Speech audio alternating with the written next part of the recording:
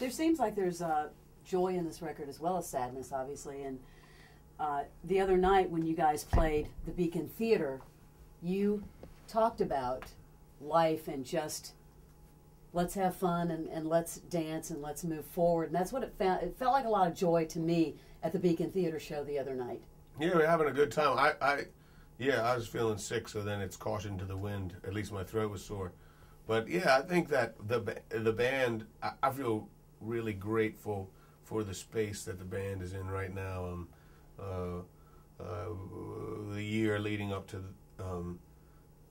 the album and up to Roy's death, we all started figuring out what sort of mattered in our friendships and what we represent for each other again, you know, and those I guess it's like marriage, those little things that become big things, like my snorting way of clearing my sinuses. I'm sure when the band first met was not a big deal, but I imagine, although that hasn't been pointed out to me, that sound probably could irritate somebody who's known me for 15 years. And everybody has those things, and those little tiny things that start to rub you, or the way you start to forget about why you're together. And then in the last year, before the album and before Roy's death, we started remembering all those things and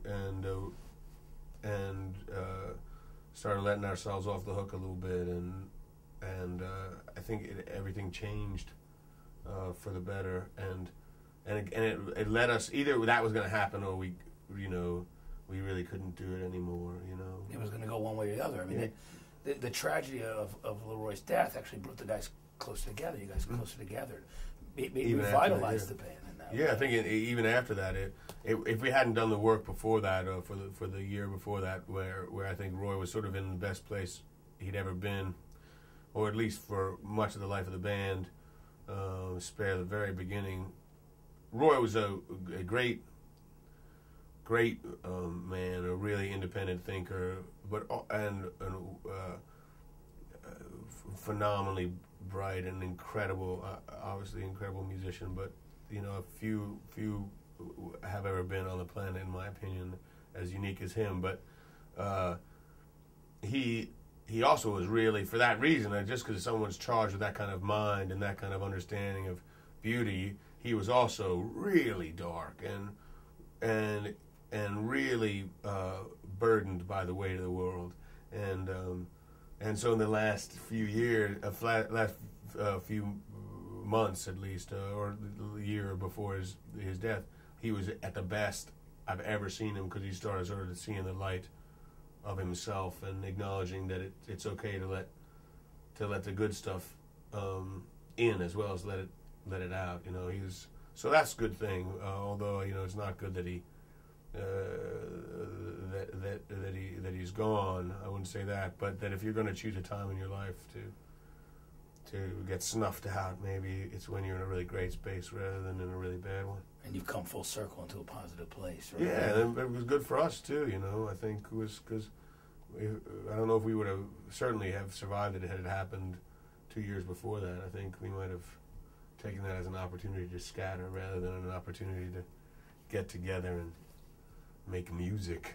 I love your illustration for the cover of the CD. It's Leroy. It's sort of a tribute to him. Is this a Mardi Gras setting or New Orleans kind of Mardi setting? Gras? Yeah, and it was funny because when Rob and I thought we should get some art for the cover, then he said, "Why don't you do it?" And then I kind of went crazy, but at first, I mean, just a thought. I was thinking about this character that could be the Ku Klux King. It could be reminiscent of Roy.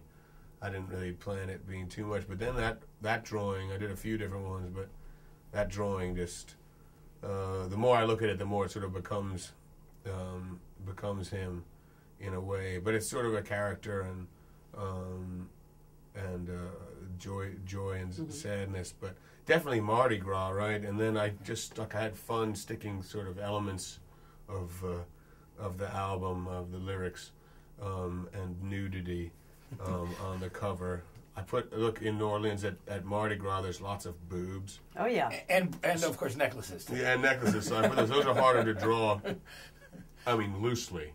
A really good boob, I imagine, would be hard to draw. But I didn't. You can't just have you can't just have breasts flowing all over your album nowadays. Yeah, or it's going to get banned in some outlets. I put an upside down boob. See, that's what that is. Yeah, boob. I put an upside down boob. You heard it here first. It's a good way to hide it as well. It's just like a little upside down boob. Defying gravity. Detached breasts. Yeah. Now let's talk about Grux, the first song on the record. It's really cool because you take Roy's playing and you build the thing around it.